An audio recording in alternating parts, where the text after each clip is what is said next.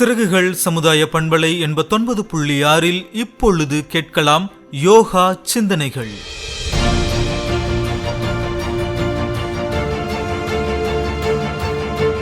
யோகா சிந்தனைகளை வழங்குகிறார் யோகா தெரபிஸ்ட் மருத்துவர் பி. மாதவன் அவர்கள்.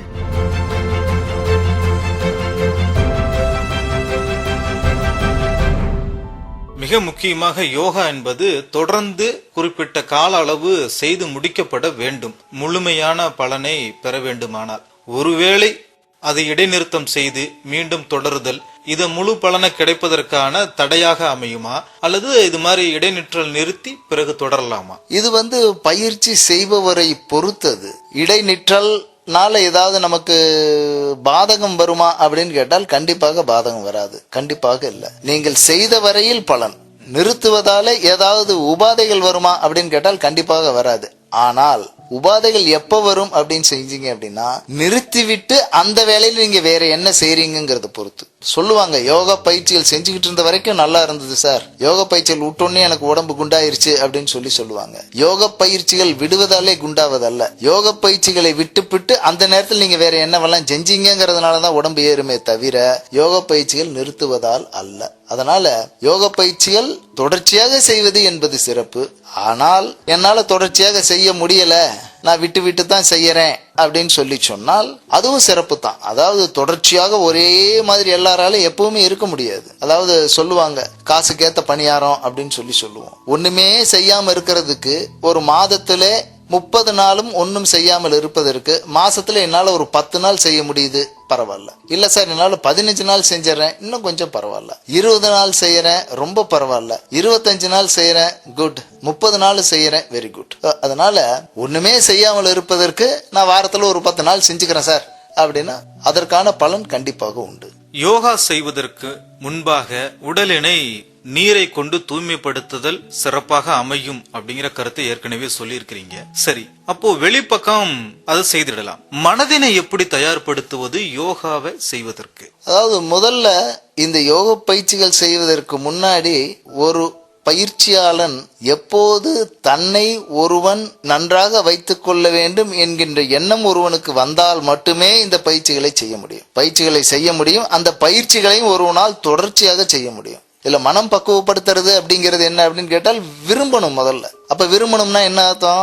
முதல்ல நாம நம்மளை விரும்பணும். முதல்ல என்னை நான் நல்லபடியா வச்சுக்கணும்ன்ற எண்ணம் வரணும். இந்த எண்ணம் வந்துருச்சுன்னாவே போதுமானது. ஆட்டோமேட்டிக்கா பயிற்சிகள் ஒருத்தவங்களால தொடர்ச்சியாக செய்ய முடியும். இதுக்கு தனியாக மனப்பயிற்சின்னு ஏதாவது இருக்குதா அப்படின்னா இல்ல. இந்த காலத்துல யோக பயிற்சிகள் எல்லாரும் தொடர்ச்சியாக செய்யறதுக்கு காரணம் என்ன அப்படின்னு கேட்டால் ஒரு விதமான பயம். எங்க குடும்பத்துல எல்லாத்துக்கும் ஹார்ட் அட்டாக் வந்துகிட்டு இருக்குது, எங்க குடும்பத்துல எல்லாத்துக்கும் சக்கரை வியாதி வந்துகிட்டு இருக்குது, எனக்கு வந்துருமோன்னு பயமா இருக்குது. அந்த நோக்கத்தினாலதான் இது சிகிச்சையாக மாற்றப்பட்டு இன்று சிகிச்சை என்பது உலகம் பூராவும் பரவி இருக்குது. அதனால இதற்கு நாம ஒருத்தங்க நல்லபடியாக வச்சுக்கணும்னு விரும்பிட்டாங்க அப்படின்னு கேட்டால் என்னை நான் சுத்தப்படுத்திக் கொள்ள வேண்டும். வள்ளுவன் சொல்லியிருக்கான், மனத்துக்கண் மாசு இளன் ஆதல் அனைத்தரன் ஆகுல நீரப்பிற.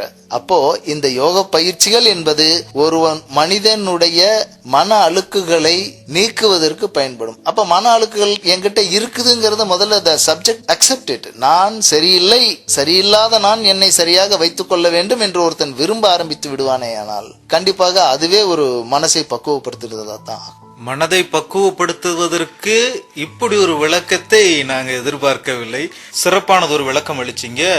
முதல்ல நம்ம விரும்பணும், பிறகு அதை செயல்படுத்தணும் அப்படின்னு சொல்லிட்டு யோகா செய்வதற்கான சூழல் எப்படி அமையணும் அப்படின்னு ஒரு கேள்வி முன்வைக்கப்படுது. இயற்கை சார்ந்த இடங்கள்ல தான் செய்ய முடியுமா, இல்ல நகரத்தினுடைய இடைஞ்சல்களுக்கு இடையிலேயும் செய்ய முடியுமா? சூழல் எப்படி அமையணும் அல்லது எப்படி அமைத்துக் கொள்ள வேண்டும்? அதாவது இடம் எப்படி இருக்கணும் அப்படிங்கிறதுக்கான நிறைய வரையறைகள் பழங்காலத்து நூல்கள்ல சொல்லப்பட்டிருக்கு. அந்த மாதிரியான சூழ்நிலைகள்லாம் இப்ப நம்மளால ஏற்படுத்திக்க முடியுமா அப்படிங்கிறது சந்தேகம்தான். ஆனால் அவர்களுடைய வசதிக்கு ஏற்ப, இப்போ நம்ம தமிழ்நாடு மாதிரி இருக்கக்கூடிய இந்த மாதிரியான ஒரு டிராபிக்கல் ஏரியால இருக்கக்கூடிய நாம் ஓப்பன் பிளேஸ்ல செய்ய முடியும். இதே ஒரு ஜம்மு காஷ்மீர் மாதிரியா இல்ல சிம்லா மாதிரியா இருக்கக்கூடிய இடத்துல இருக்கக்கூடிய ஓப்பன்ல போய் செய்ய முடியாது.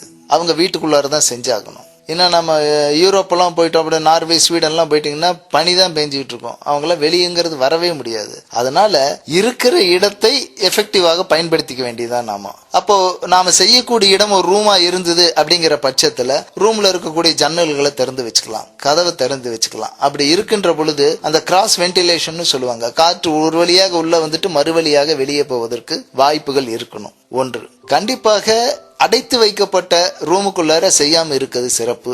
இரண்டாவது, இந்த குளிரூட்டிகள் ஏர் கண்டிஷன் இவையெல்லாம் போட்டுக்கிட்டு பயிற்சிகள் செய்யாம இருப்பது சிறப்பு. இந்த மாதிரியான விஷயங்கள் கண்டிப்பாக கடைபிடிக்கப்படணும். ஏன்னா யோக பயிற்சிகள் என்பது உடல்ல மட்டும் இயங்குவது அல்ல. இப்ப பெரும்பாலும் அதை நினைச்சுக்கிறாங்க, அது உயிர் வரைக்கும் போகக்கூடிய ஒரு விஷயம் அது. அதனால இடம் வந்து சுத்தமாக இருக்கணும். இரண்டாவது, சப்தங்கள் இல்லாமல் இருந்தால் அது சிறப்பாக இருக்கும்.